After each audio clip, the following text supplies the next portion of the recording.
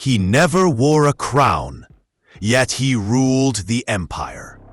Behind the throne, in the shadows of power, there have always been men who whispered into the ears of kings.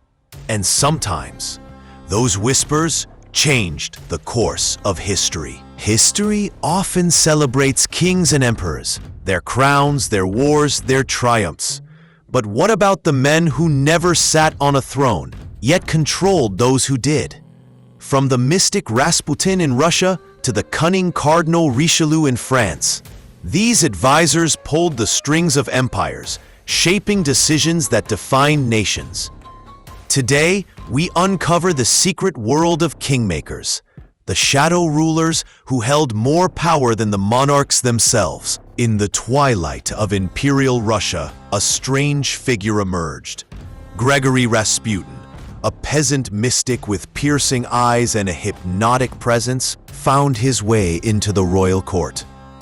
The Tsarina believed Rasputin could heal her son, the hemophiliac heir to the throne. His prayers seemed to work, and soon he was no longer just a healer. Rasputin began advising on politics, influencing ministers, and even deciding military appointments. As Russia bled during World War I, whispers spread. Was Rasputin controlling the empire? Nobles plotted, newspapers attacked him, and yet the royal family defended him to the very end. His assassination was as dramatic as his life: poisoned, shot, and finally drowned. But his shadow haunted Russia long after. A century earlier, France had its own secret ruler, Cardinal Richelieu. Officially, he was a man of the church, but in truth, he was the architect of French power. Serving King Louis XIII, Richelieu centralized authority, crushed noble uprisings, and built France into a European superpower. He founded secret police networks, censored opposition, and even turned wars to France's advantage. His motto? The state comes first, even before the king.